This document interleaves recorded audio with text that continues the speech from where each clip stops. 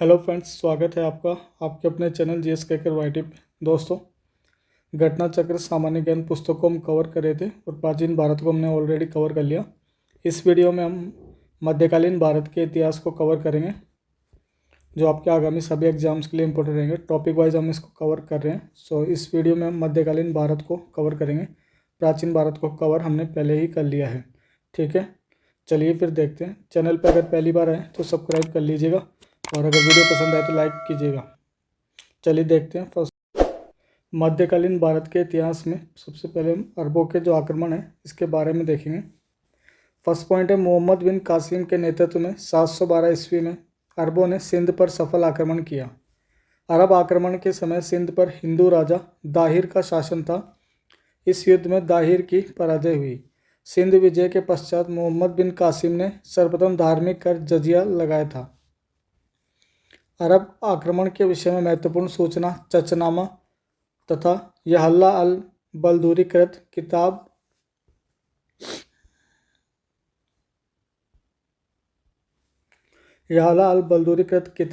फुतू अल बलदान में मिलती है। नेक्स्ट पॉइंट देखेंगे। अरबों के इस प्रथम आक्रमण का मुख्य उद्देश्य वस्तुतः धन संपदा लूटना और इस्लाम धर्म का प्रचार प्रसार करना था। नेक्स्ट महमूद गजनवी को पढ़ेंगे, जिसका शासन था 998 से 1030 ईस्वी। 962 ईस्वी में अल्पतगिन नामक एक व्यक्ति ने गजनी में स्वतंत्र तुर्क राज्य की स्थापना की।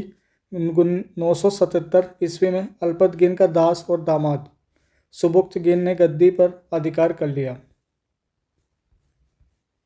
नेक्स्ट पॉइंट देखेंगे। सुबुक्तगिन की मृत्यु के पश्चात उसका पुत्र महमूद गजनवी 27 वर्ष की अवस्था में 998 ईस्वी में शासक बना। बगदाद के खलीफा ने महमूद गजनवी को यामीन उल दौला यानी साम्राज्य की दक्षिणी भुजा एवं अमीन उल मिल्ला धर्म संरक्षक की उपाधियां प्रदान की। महमूद गजनवी ने 1001 ईस्वी में हिंदूशाही राजा जयपाल के विरुद्ध आक्रमण किया, जिसमें जयपाल की पराजय हुई। नेक्स्ट पॉइंट है, महमूद गजनवी के भारत पर आक्रमण का मुख्य उद्देश्य धन लालसा या लोलुपता थी। भारतीय इतिहास में महमूद गजनवी को लुटेरा एवं बुत शिकन मूर्तिभंजक कहा गया है। इसका सबसे उल्लेखनीय आक्रमण गुजरात के सोमनाथ मंदिर का आक्रमण था। उस समय वहां का शासक भीम प्रथम था। महमूद गजनवी के दरबार में अल बरूनी, फिरदौसी, उतबी तथा बेहाकी जैसे विद्वान निवास करते थे। वेरी इंपॉर्टेंट पॉइंट रहेगा, ध्यान रखिएगा। नेक्स्ट पॉइंट देखेंगे। अल बरूनी को अबू रेहान भी कहा जाता है। इसका जन्म 973 ईस्वी में ख्वारिज्म वर्तमान खीवा में हुआ था। अल बरूनी महमूद गजनवी के आक्रमण के समय भारत आया। इसकी पुस्तक किताब उल हिंद तत्कालिक इतिहास जानने का महत्वपूर्ण स्रोत है। वेरी इंपॉर्टेंट रहेगा। अल बरूनी किताब थी किताब उल हिंद। नेक्स्ट पॉइंट है, मोहम्मद गोरी। शासनकाल था 1175 ईस्वी से 1206 ईस्वी। मोहम्मद गोरी गजनी के अधीन गौर प्रांत का शासक था। वह खंसबनी वंश से संबंधित था। मोहम्मद गोरी का प्रथम आक्रमण 1175 ईस्वी में मुल्तान पर हुआ।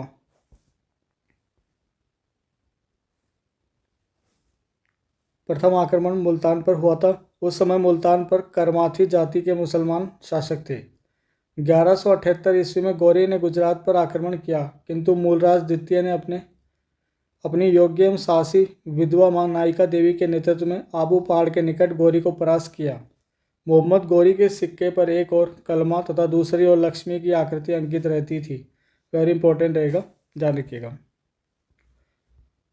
नेक्स्ट हम देखेंगे सल्तनत काल 1206 ईस्वी से 1526 ईस्वी तक का काल, जिसमें पहले देखेंगे गुलाम वंश को।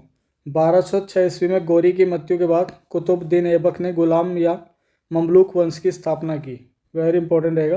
गुलाम या ममलूक वंश की स्थापना कुतुबुद्दीन ऐबक ने की थी 1206 ईस्वी में। नेक्स्ट है कुतुबुद्दीन ऐबक। कुतुबुद्दीन ऐबक की राजधानी लाहौर थी। कुतुबुद्दीन ऐबक को भारत में तुर्की राज्य का संस्थापक भी माना जाता है। सिंहासन पर बैठने पर उसने सुल्तान की उपाधि धारण नहीं की। कुतुबुद्दीन ऐबक को लाल बख्श यानी लाखों में देने वाला एवं कुरान ख्वाह कहा जाता है। अगला पॉइंट है, ऐबक ने दिल्ली में कुव्वत-उल-इस्लाम और अजमेर में 2.5 दिन का झोपड़ा नामक मस्जिद का निर्माण करवाया था। कुतुबुद्दीन ऐबक ने कुतुब मीनार की नींव रखी, जिसे इल्तुतमिश ने पूरा करवाया। कुतुबुद्दीन ऐबक की मृत्यु चौगान के खेल, आधुनिक पोलो की भांति एक खेल होता था, उसमें घोड़े से गिरने पर 1210 ईस्वी में हुई थी। कुतुबुद्दीन ऐबक की मृत्यु चौगान खेलते समय 1210 ईस्वी में हुई थी और उसे लाहौर में दफनाया गया था, ध्यान रखिएगा। कुतुबुद्दीन ऐबक का उत्तराधिकारी आराम शाह हुआ, जिसने केवल 8 महीने शासन किया था। नेक्स्ट शासक है इल्तुतमिश। इल्तुतमिश का शासनकाल था 1211 से 1236 ईस्वी। इल्तुतमिश ने 1211 में आराम शाह की हत्या कर सल्तनत की गद्दी प्राप्त की। कुतुबुद्दीन का गुलाम और दामाद इल्तुतमिश इल्बारी तुर्क था। कुतुबुद्दीन ऐबक की मृत्यु के समय इल्तुतमिश बंदायूं का सूबेदार था। इल्तुतमिश को दिल्ली सल्तनत का वास्तविक संस्थापक माना जाता है, ध्यान रखिएगा। इल्तुतमिश ने दिल्ली को सल्तनत की राजधानी के रूप में स्थापित किया। नेक्स्ट है, मोहम्मद गोरी ने 1206 ईस्वी में खोखरों के विद्रोह के समय इल्तुतमिश की असाधारण योग्यता के कारण उसे दासता से मुक्त कर दिया था। 1229 ईस्वी में इल्तुतमिश को बगदाद के खलीफा ने सुल्तान आजम की उपाधि प्रदान की।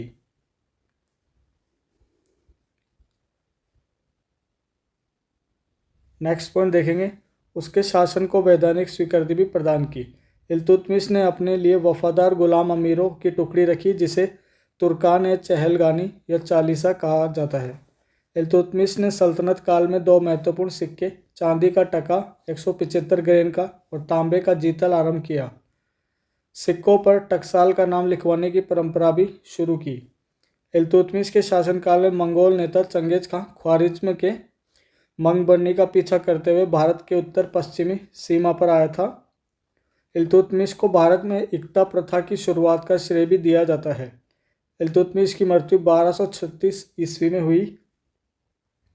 नेक्स्ट पॉइंट देखेंगे, इल्तुतमिश की मृत्यु के बाद तुर्की अमीरों ने उसके पुत्र रुकनुद्दीन फिरोज शाह को दिल्ली की गद्दी पर बैठाया था।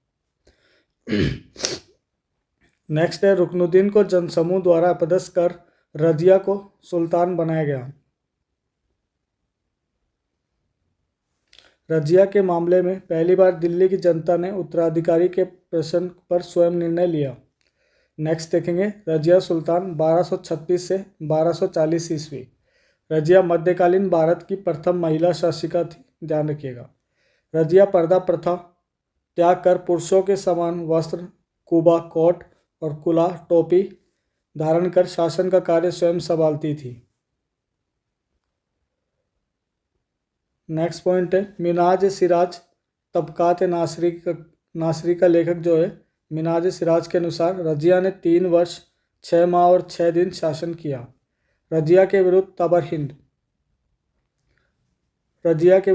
हिंद यानी भटिंडा का इख्तियार अल्तुनिया ने विद्रोह किया। रजिया ने अल्तुनिया से विवाह कर तुर्की सरदारों के विद्रोह को दबाने का प्रयास किया, किंतु वह असफल रही। रजिया की हत्या 1240 ईस्वी में डाकुओं द्वारा कैथल के पास कर दी गई। नेक्स्ट पॉइंट देखेंगे दोस्तों, रजिया की मृत्यु के बाद बहराम शाह 1240 ईस्वी में गद्दी पर बैठा, जिसकी हत्या 1242 ईस्वी में कर दी गई। नेक्स्ट है, बहराम शाह की हत्या के बाद दिल्ली का सुल्तान अलाउद्दीन मसूद शाह 1242 से 1246 तक बना। 1246 ईस्वी में बलबन द्वारा किए गए षड्यंत्र के द्वारा अलाउद्दीन मसूद शाह को अपदस्थ कर नासरुद्दीन महमूद को सुल्तान बना दिया गया। मिनाज ए सिराज की पुस्तक तबकात नासरी इसी को समर्पित है। नेक्स्ट है, 1249 ईस्वी में बलबन ने अपनी पुत्री का विवाह सुल्तान नासरुद्दीन से कर दिया। नेक्स्ट, नासरुद्दीन ने बलबन को उल्लुग खां की उपाधि और नायब ममलिकात का पद दिया। नेक्स्ट देखेंगे, गयासुद्दीन बलबन 1266 से 1287 ईस्वी।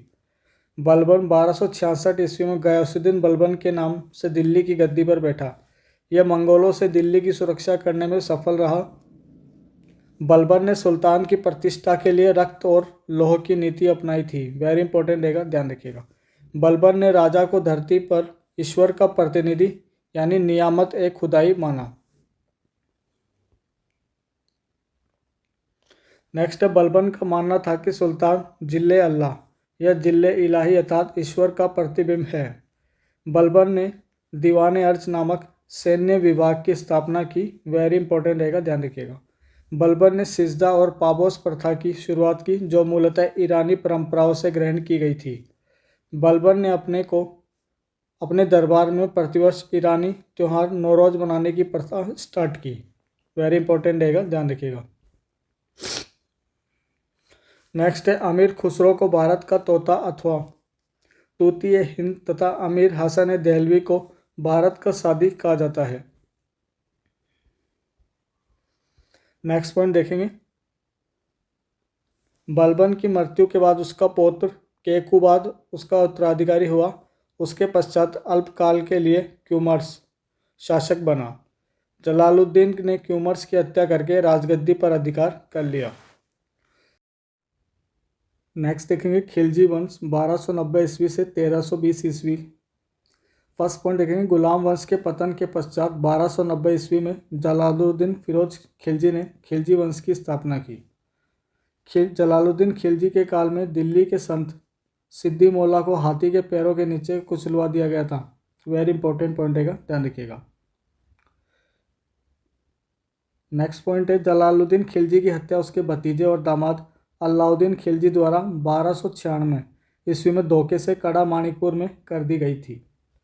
नेक्स्ट शासक है अलाउद्दीन खिलजी 1296 से 1316 ईस्वी। अलाउद्दीन खिलजी ने अपने सिक्के पर स्वयं का नाम द्वितीय सिकंदर यानी सिकंदर सानी लिखवाया। अलाउद्दीन खिलजी दिल्ली सल्तनत का पहला शासक था जिसने योग्यता के आधार पर पदों का वितरण किया। नेक्स्ट है, अलाउद्दीन ने रामचंद्र देव को राय रायन की उपाधि दी। गुप्तचर विभाग का मुख्य अधिकारी बरीद ए मुमालिक था। उसके अंतर्गत अनेक बरीद यानी संदेशवाहक या हरकाना थे। अलाउद्दीन ने राजस्व व्यवस्था से भ्रष्टाचार और लूट को ख़त्म करने के लिए एक नए विभाग दीवान मुस्तखराज की स्थापना की। वेरी इंपॉर्टेंट रहेगा, ध्यान रखिएगा। अलाउद्दीन ने सीरी का किला, हजार खंबा महल, हौजे खास, जमात खाना मस्जिद और अलाई दरवाजे का निर्माण करवाया था। वास्तुकला से दोस्तों हमेशा क्वेश्चन आते हैं, तो जितने भी ये वास्तुकला संबंधी महल वगैरह हैं इनको ध्यान से कर लीजिएगा। नेक्स्ट है, अलाउद्दीन ने केंद्र पर एक बड़ी और स्थायी सेना रखी जिसे नगद वेतन देता था। अलाउद्दीन ने सैनिकों की हुलिया लिखने एवं घोड़ों को दागने की प्रथा को स्टार्ट किया था। स्टाफ मार्क कर लीजिएगा, वेरी इंपॉर्टेंट रहेगा। नेक्स्ट है, अलाउद्दीन पहला सुल्तान था जिसने भूमि की पैमाइश कराकर लगान वसूलना आरंभ किया।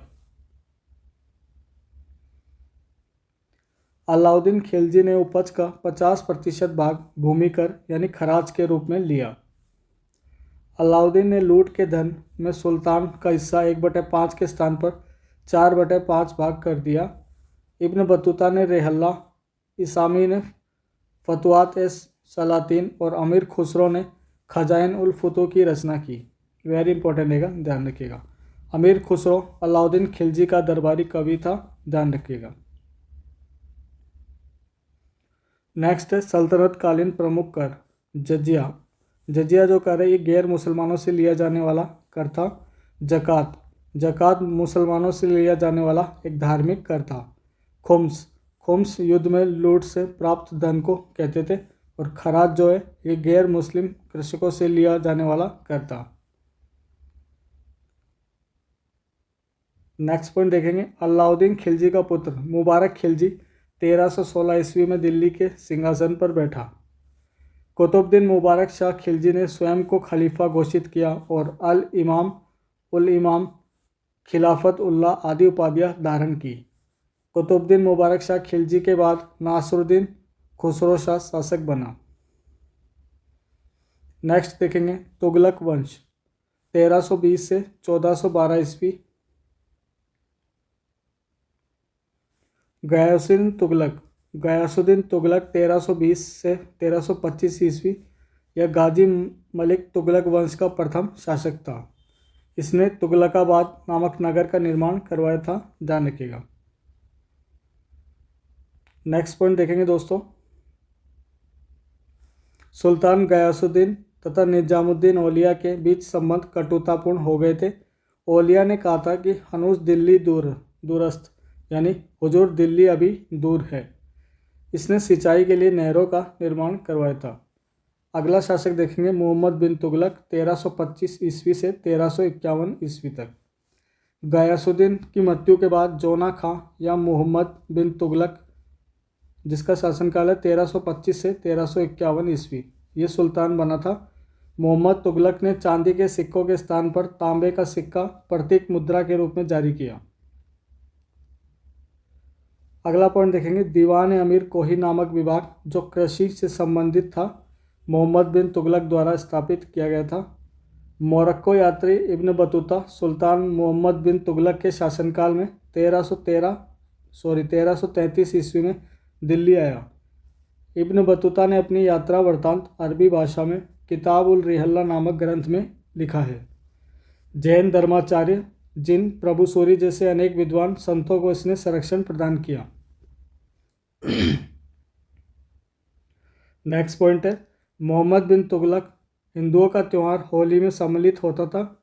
मोहम्मद बिन तुगलक की प्रमुख योजनाएं दोआब में कर वृद्धि, राजधानी में परिवर्तन, दिल्ली से देवगिरी, सांकेतिक मुद्रा का प्रचलन और खुरासान तथा कराचिल अभियान थी। मोहम्मद बिन तुगलक के शासनकाल में हरियर और बुक्का नामक दो भाइयों ने दक्षिण में 1336 ईस्वी में स्वतंत्र राज्य विजयनगर की स्थापना की। वेरी इंपॉर्टेंट पॉइंट रहेगा, ध्यान रखिएगा। नेक्स्ट देखेंगे सुल्तान के निधन पर बंदायूनी लिखता है, सुल्तान को उसकी प्रजा से और प्रजा को अपने सुल्तान से मुक्ति मिल गई।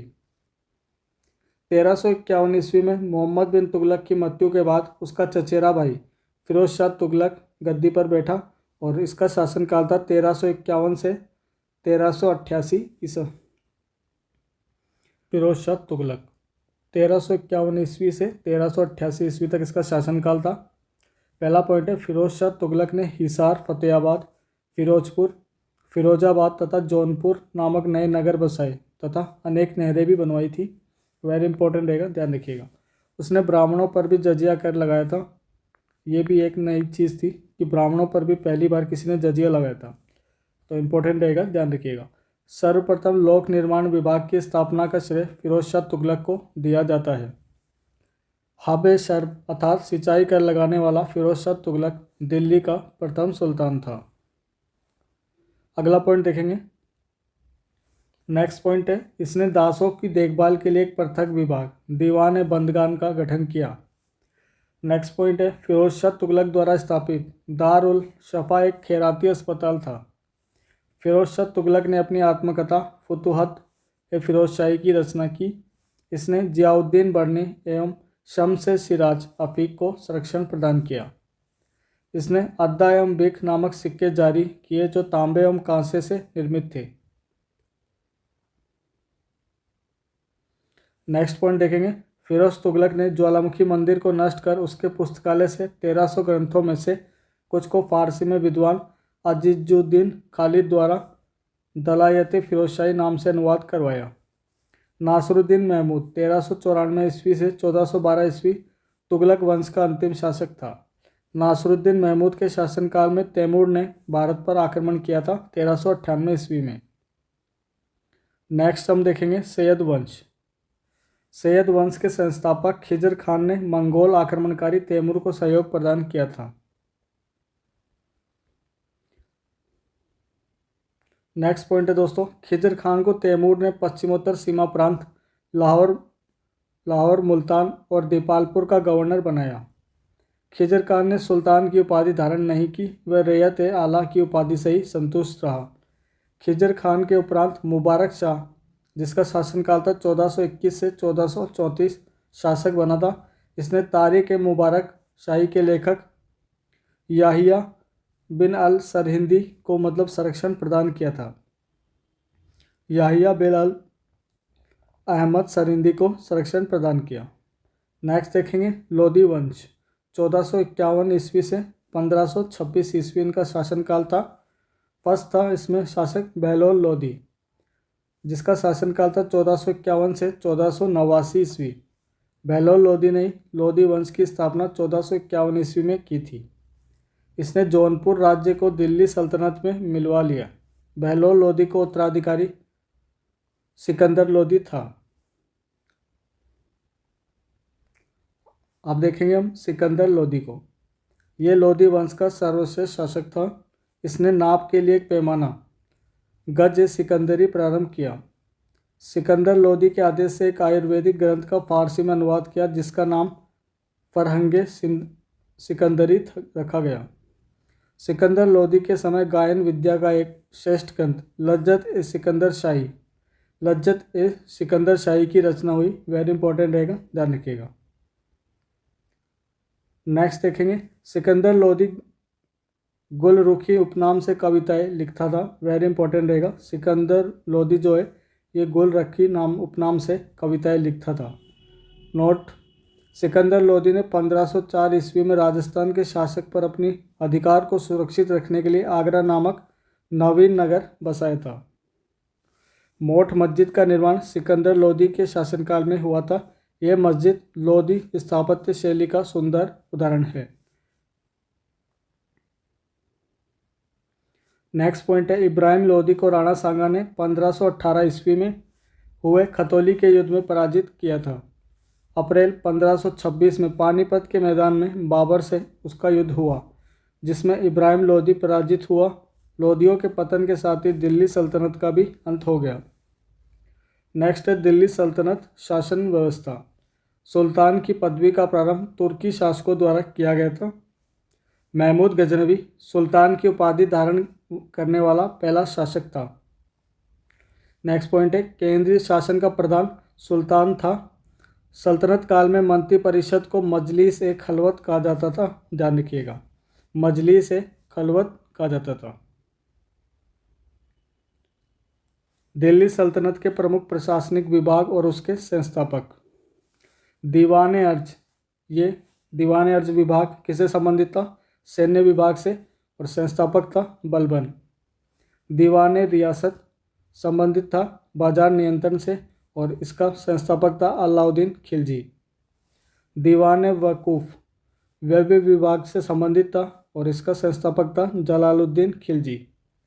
दीवान मुस्तकराज वित्त विभाग से संबंधित था, और इसका संस्थापक भी था अलाउद्दीन खिलजी। दीवान कोही ये कृषि विभाग से संबंधित था, और मोहम्मद बिन तुगलक इसका संस्थापक था। ध्यान रखिएगा, काफ़ी बार एग्जाम में आ भी चुका है। दीवान बंदगान दासों की देखभाल से संबंधित था। फिरोज शाह तुगलक इसका संस्थापक था।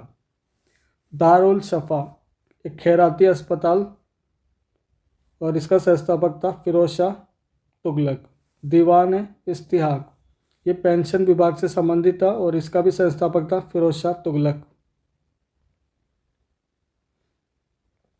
नेक्स्ट है, दीवान रसालत विदेशी विभाग से संबंधित था। बरीद मुमालिक गुप्तचर विभाग के प्रधान अधिकारी थे। सल्तनत कालीन प्रमुख पुस्तकें और लेखक। पुस्तक किताबुल हिंद अथवा तहकीक हिंद का लेखक था अल बरूनी। शाहनामा इसका लेखक था फिरदौसी। तबकात ए नासरी इसका लेखक था मिनाज ए सिराज। तारीख ए फिरोजशाही इसका लेखक था जियाउद्दीन बर्नी।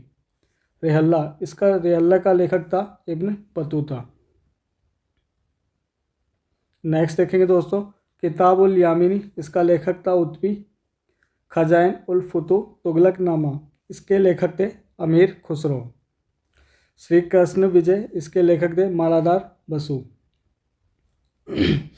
अब नेक्स्ट हम देखेंगे विजयनगर साम्राज्य को। विजयनगर साम्राज्य को देखेंगे। फर्स्ट पॉइंट है, विजयनगर साम्राज्य की स्थापना हरियर तथा बुक्का नामक दो भाइयों ने 1336 ईस्वी में की थी। उनके पिता संगम के नाम पर उनका वंश संगम वंश कहलाया। कृष्णदेव राय तुलु वंश का शासक था। कृष्णदेव राय के शासनकाल को तेलुगु साहित्य का स्वर्ण युग कहा जाता है। नेक्स्ट पॉइंट है, कृष्णदेव राय ने आंध्र भोज, अभिनव भोज, आंध्र पितामह और यवन राज स्थापनाचार्य आदि की उपाधियां धारण की। वेरी इंपॉर्टेंट रहेगा, ध्यान रखिएगा। कृष्णदेव राय ने संस्कृत भाषा में जाम्बवती कल्याणम तथा तेलुगु भाषा में अमुक्तमाल्यदम नामक ग्रंथ की रचना की। बाबर ने अपनी आत्मकथा में कृष्णदेव राय को भारत का सबसे शक्तिशाली शासक बताया।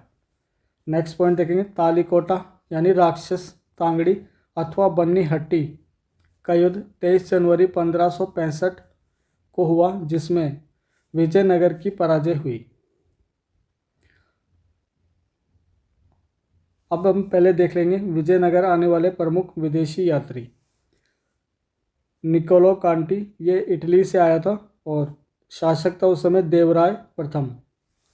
अब्दुल रजाक, ये आया था फारस से और शासक था देवराय सेकंड।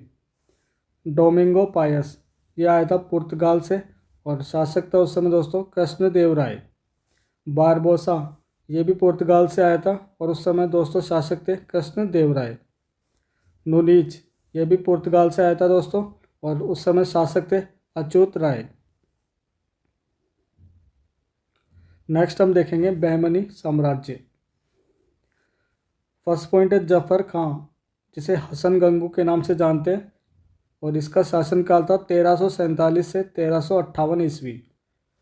यानी जफर का हसन गंगू नामक एक सरदार अलाउद्दीन हसन बहमन शाह की उपाधि धारण करके 1347 ईस्वी में सिंहासन पर बैठा और बहमनी साम्राज्य की स्थापना की। नेक्स्ट पॉइंट, इसने गुलबर्गा को अपनी राजधानी बनाकर उसका नाम एहसानाबाद कर दिया। अब देखेंगे हम प्रमुख राजवंश और उसके संस्थापक। बीजापुर राज्य और जो इसका वंश था वह था आदिल शाही और संस्थापक था यूसुफ आदिल शाह। स्थापना हुई थी 1489 ईस्वी में। दोस्तों काफ़ी बार राजवंश और उसके संस्थापक तथा स्थापना वर्ष से क्वेश्चन आते हैं हर एग्जाम में, तो ध्यान से एक बार देख लीजिएगा 1 से 2 बार, जिससे आपको ये याद हो जाएंगे। अहमदनगर वंश था निजाम शाही और संस्थापक था मलिक अहमद। स्थापना हुई थी 1490 में। नेक्स्ट है बरार इमाद शाही और संस्थापक था फतेह उल्लास इमाद शाह। स्थापना हुई थी 1484 ईस्वी में। नेक्स्ट है गोलकुंडा राज्य, वंश था कुतुब शाही और उसका मतलब कुतुब शाही वंश था गोलकुंडा का और संस्थापक था कुली कुतुब शाह। 1518 में स्थापना हुई थी। नेक्स्ट है बीदर, बीदर का वंश था बरीद शाही और संस्थापक था अमीर अली बरीद। स्थापना हुई थी 1526 ईस्वी में। नेक्स्ट हम देखेंगे कश्मीर। सुहादेव नामक एक हिंदू ने 14वीं शताब्दी के प्रारंभ में कश्मीर में हिंदू राज्य की स्थापना की। कश्मीर का प्रथम मुस्लिम शासक शमशीर था। 1420 में अली शाह का भाई शाही खां जैन उल आबदीन नाम से सिंहासन पर बैठा। जैन इन आबदीन धार्मिक रूप से सहिष्णु शासक था, जिसके कारण इसे कश्मीर का अकबर कहा जाता है। वेरी इंपॉर्टेंट रहेगा, ध्यान रखिएगा। नेक्स्ट देखेंगे जौनपुर राज्य। दिल्ली सल्तनत की दुर्बलता का लाभ उठाकर मलिक सरवर ने जौनपुर में स्वतंत्र शर्की राजवंश की स्थापना की। यह नींव डाली। साहित्य और स्थापत्य कला में उन्नति के कारण ही जौनपुर को भारत का शिराज कहा जाता है। वेरी इंपॉर्टेंट रहेगा, ध्यान रखिएगा। नेक्स्ट है दोस्तों इब्राहिम शाह ने 1408 ईस्वी में अटाला मस्जिद का निर्माण करवाया था। हुसैन शाह शर्की इस वंश का अंतिम शासक था, ध्यान रखिएगा। नेक्स्ट है मालवा। तो मालवा में खिलजी वंश की स्थापना महमूद शाह ने की थी। मांडू के किले का निर्माण होसंग शाह ने करवाया था। बाज बहादुर एवं रूपमती के महल का निर्माण सुल्तान नासरुद्दीन शाह ने करवाया था, ध्यान रखिएगा। दिलावर खान हुसैन खां गोरी 1401 ईस्वी में मालवा को स्वतंत्र प्रांत घोषित कर वहां का स्वतंत्र शासक बना। नेक्स्ट पॉइंट देखेंगे दोस्तों, मांडू में हिंडोला महल का निर्माण गयासुद्दीन खिलजी ने करवाया था। किसने? गयासुद्दीन खिलजी ने। नेक्स्ट है मेवाड़ वंश। अलाउद्दीन खिलजी ने 1303 ईस्वी में मेवाड़ के गुहिलोत राजवंश के शासक रतन सिंह को पराजित करके मेवाड़ को दिल्ली सल्तनत में मिला लिया था। नेक्स्ट देखेंगे, बाद में गोइलोत राजवंश की एक शाखा सिसोदिया वंश के हमीर देव ने मेवाड़ को स्वतंत्र करा लिया। नेक्स्ट पॉइंट है, राणा कुंभा ने 1448 ईस्वी में चित्तौड़ में एक विजय स्तंभ का निर्माण करवाया था। खानवा का युद्ध 1527 ईस्वी में राणा सांगा और बाबर के बीच हुआ, जिसमें बाबर विजयी हुआ। हल्दी घाटी का युद्ध 1576 में राणा प्रताप एवं अकबर के बीच हुआ। नेक्स्ट पॉइंट है, भक्ति आंदोलन। भक्ति आंदोलन का वास्तविक विकास 7वीं तथा 12वीं सदी के मध्य दक्षिण भारत में हुआ था।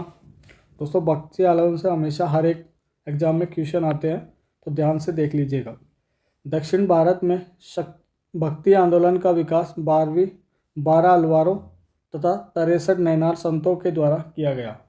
भक्ति आंदोलन को दक्षिण भारत से उत्तर भारत में लाने का श्रेय जाता है रामानंद को।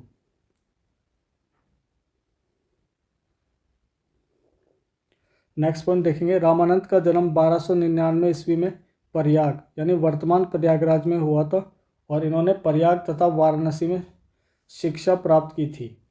रामानंद के प्रमुख 12 शिष्यों में पद्मावती और सुरसरी महिलाएं थी। कबीर एक जुलाहे थे, रैदास जी चमार थे, सेना जो थे ये नाई थे तथा पीपा राजपूत थे।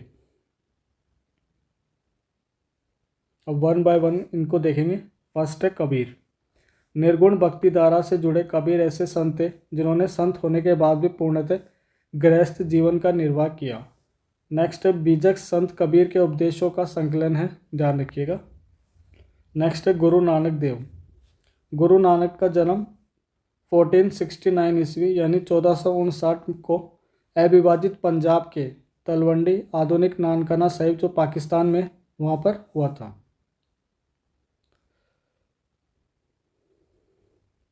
नेक्स्ट पॉइंट देखेंगे, गुरु नानक जी जो थे इनका जन्म हुआ था 1459 और इनकी मृत्यु हुई थी 1539 में। सिख धर्म की स्थापना की। नेक्स्ट मीराबाई। मीराबाई मेड़ता के रतन सिंह राठौड़ की इकलौती पुत्री थी।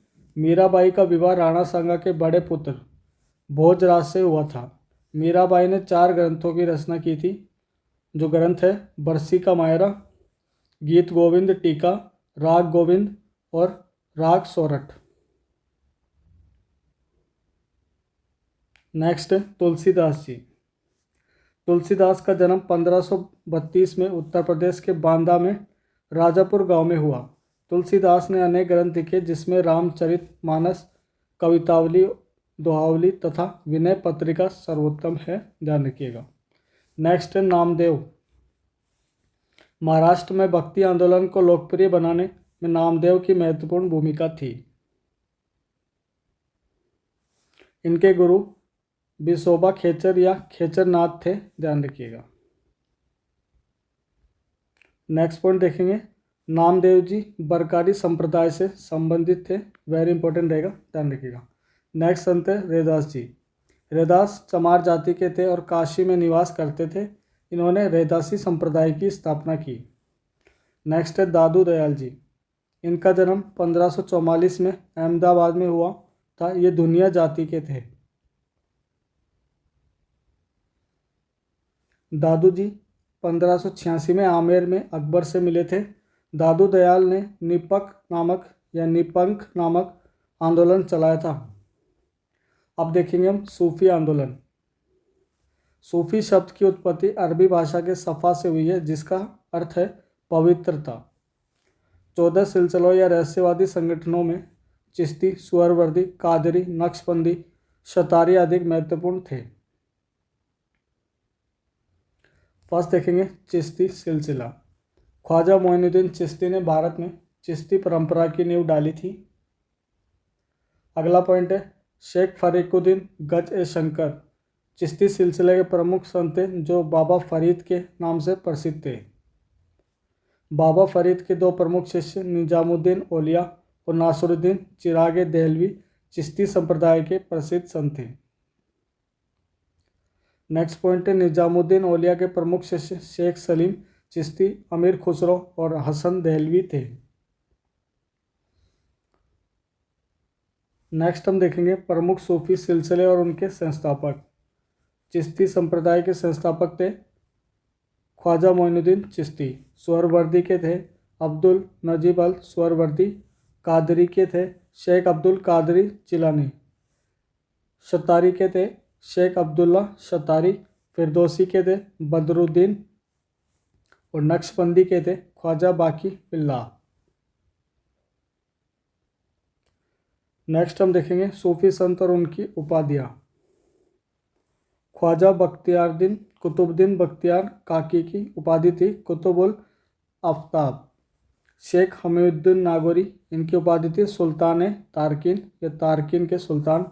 शेख निजामुद्दीन औलिया, इनकी उपाधि थी महबूबा इलाही सुल्तान उल औलिया। शेख सिराजुद्दीन उस्मानी, आइना हिंद।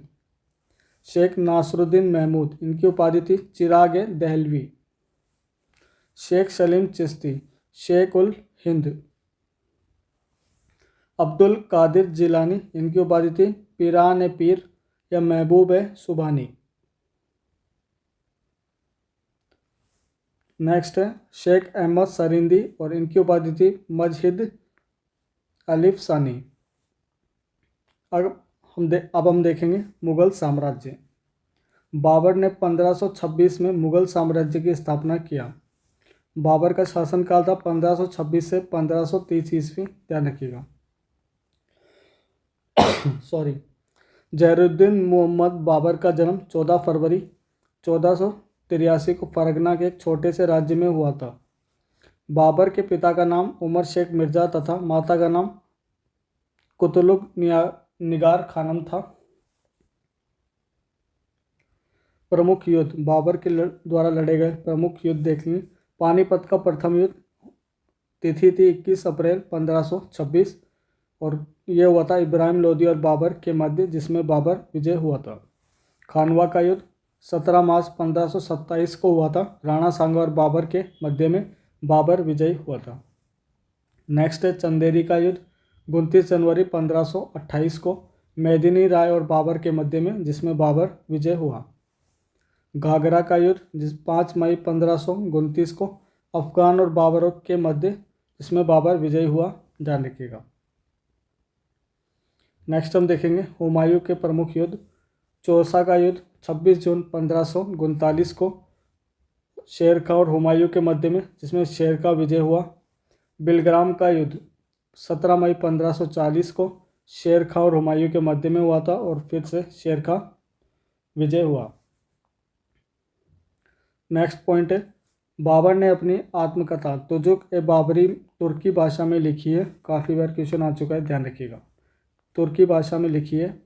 बाबर की आत्मकथा का फारसी भाषा में अनुवाद खान खाना ने किया। इस कार्य में पायंदा खान ने भी सहयोग किया था। नेक्स्ट पॉइंट है बाबर की मृत्यु 26 दिसंबर 1530 को आगरा में हुई थी। बाद में उसकी पूर्व इच्छानुसार काबुल में उसके द्वारा चुने गए स्थान पर दफनाया गया। नेक्स्ट है हुमायूं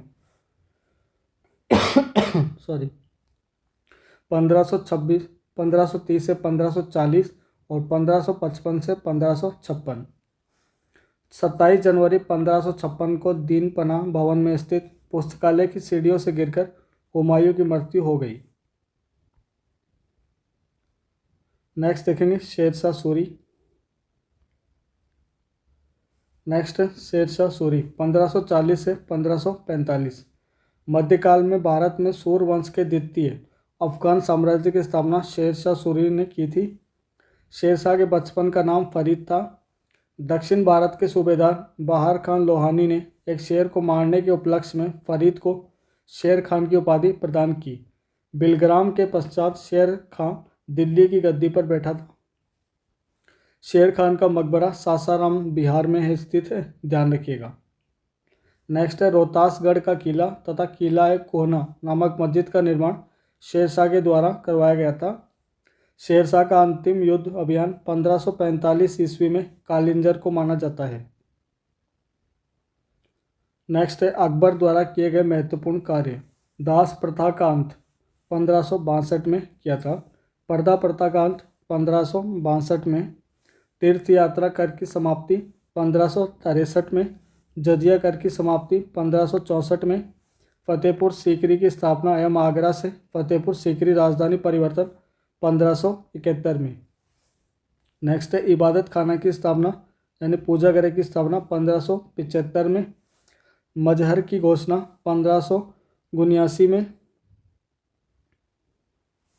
दीन ए इलाही की स्थापना 1582 में और इलाही संवत की शुरुआत 1583 में। अगला जो शासक है वह है अकबर, जिसका शासनकाल था 1526 से 1605 ईस्वी। अकबर का जन्म 15 अक्टूबर 1542 को हुमायूं की पत्नी हमीदा बानो बेगम के गर्भ से अमरकोट के राणा वीरसाल के महल में हुआ। अकबर का राज्याभिषेक 13 वर्ष की आयु में 14 फरवरी 1556 को कलानौर में उसके संरक्षक बैरम खान द्वारा ईंटों के सिंहासन पर किया गया। ध्यान रखिएगा। 5 नवंबर 1556 को अकबर एवं हेमू के बीच पानीपत का दूसरा युद्ध हुआ था। नेक्स्ट पॉइंट देखेंगे। बीरबल का बचपन का नाम महेश दास था। अकबर के दीवान टोडरमल ने भू राजस्व के क्षेत्र दहसाला व्यवस्था में ख्याति अर्जित की। नेक्स्ट पॉइंट है अकबर के दरबार में प्रसिद्ध संगीत राज तानसेन रहते थे। नेक्स्ट है अकबर ने तानसेन को कंठाभरण वाणी विलास की उपाधि प्रदान की। तानसेन का मूल नाम रामतनु पांडे था। रामतनु पांडे। नेक्स्ट है अकबर के दरबार के प्रसिद्ध चित्रकार अब्दुल समद, दसवंत और बसावंत थे। ध्यान रखिएगा। नेक्स्ट पॉइंट है दोस्तों बाज बहादुर, बाबा रामदेस एवं बेजू बावरा अकबर के शासनकाल के प्रमुख संगीतकार थे। अकबर के शासनकाल की प्रमुख विशेषता थी मनसबदारी व्यवस्था। फेजी ने लीलावती तथा अब्दुल फजल ने कालिया दमन का फारसी में अनुवाद किया। अगला पॉइंट देखेंगे। अकबर इंग्लैंड की रानी एलिजाबेथ प्रथम का समकालीन था। वेरी इंपॉर्टेंट है, ध्यान रखिएगा। अकबर की मृत्यु अक्टूबर 1605 में पेचिश रोग से हुई थी। नेक्स्ट देखेंगे हम अकबर को आगरा के निकट सिकंदरा में दफनाया गया था। वेरी इंपॉर्टेंट रहेगा, सिकंदरा में दफनाया गया था। नेक्स्ट शासक है जहांगीर। जहांगीर का शासनकाल था 1605 से 1627। फर्स्ट पॉइंट है मुगल बादशाह अकबर के पुत्र जहांगीर, जिसे सलीम के नाम से जानते थे। इसका जन्म 30 अगस्त 1559 को फतेहपुर सीकरी में स्थित शेख सलीम चिश्ती की कुटिया में आमेर जयपुर के राजा भारमल की पुत्री मरियम उजबानी के गर्भ से हुआ था। नेक्स्ट खुसरो को सहायता देने के कारण जहांगीर ने सिखों के 5वें गुरु अर्जुन देव को फांसी दिलवा दी। नूरजहां का वास्तविक नाम मेहरुन्निसा था। विवाह के उपरांत जहांगीर ने उसे नूरजहां की उपाधि प्रदान की। नेक्स्ट पॉइंट है एतमाल उद्दौला के मकबरे का निर्माण नूरजहां ने करवाया था, जो पूर्ण रूप से सफ़ेद संगमरमर से निर्मित है। सर्वप्रथम इसी इमारत में पिटरादुरा या जड़ाऊ काम किया गया था। नेक्स्ट जहांगीर के ज्येष्ठ पुत्र खुसरो ने 1606 में विद्रोह किया। जहांगीर ने अपने साम्राज्य में तंबाकू पर प्रतिबंध लगा दिया था। जहांगीर का शासनकाल चित्रकला का स्वर्णकाल माना जाता है। ध्यान रखिएगा। नेक्स्ट पॉइंट है जहांगीर के समय के सर्वोत्कृष्ट चित्रकार उस्ताद मसूद और अबुल हसन थे। नेक्स्ट पॉइंट है जहांगीर ने अपनी आत्मकथा तुजुक ए जहांगीरी फारसी भाषा में लिखा था। नेक्स्ट हम देखेंगे प्रमुख स्थापत्य कला। तो पहला स्थल है आगरा फोर्ट। इसका निर्माण अकबर ने करवाया था 1565 से 1573 ईस्वी में। फतेहपुर सीकरी, इसका निर्माण भी अकबर ने करवाया था 1571 से 1585। ताजमहल का निर्माण शाहजहां ने करवाया था 1631 से 1648 ईस्वी के मध्य। जामा मस्जिद दिल्ली शाहजहां ने बनवाई थी 1650 से 1656। लाल किला ये भी शाहजहां ने बनवाया था 1638 से 1648 में। बीबी का मकबरा ये औरंगजेब ने बनवाया था 1651 से 1661 में। नेक्स्ट पॉइंट देखेंगे जहांगीर के दरबार में आने वाला ब्रिटिश सम्राट जेम्स प्रथम का राजदूत टॉमस रो था। नेक्स्ट है शाहजहाँ। शाहजहाँ का शासनकाल था 1628 से 1658 ईस्वी। शाहजहाँ का जन्म जनवरी 1592 में जहांगीर की पत्नी जगत गुसाई के गर्भ से लाहौर में हुआ था। शाहजहाँ के बचपन का नाम खुर्रम था। 1612 में खुर्रम का विवाह आसफ खान की पुत्री अंजुमन बानो बेगम से हुआ। अंजुमन बानो बेगम कालांतर में मुमताज महल के नाम से विख्यात हुई। किसके नाम से? मुमताज महल। मुमताज महल की मृत्यु के बाद उसकी स्मृति में शाहजहाँ ने उसकी कब्र पर ताजमहल निर्माता उस्ताद अहमद लाहौरी, शाहजहाँ ने बनवाया जो ताजमहल, उसका निर्माता था उस्ताद अहमद लाहौरी ने। ठीक है, चलिए नेक्स्ट देखेंगे मुगल कालीन प्रमुख पुस्तकें। पुस्तक का नाम है तुजुक ए बाबरी, जिसे बाबरनामा के नाम से भी जाना जाता है। लेखक था बाबर और भाषा यानी किस भाषा में लिखी गई थी? तुर्की भाषा में। तारिक ए रशीदी, लेखक था मिर्ज़ा हैदर दुगलत और फारसी भाषा में ये लिखी गई थी। हुमायूं नामा, लेखक था गुलबदन बेगम और फारसी भाषा में ये लिखी गई थी। तारिक ए सलातीन अफ़गान, अहमद यादगार ने ये पुस्तक लिखी थी फारसी भाषा में।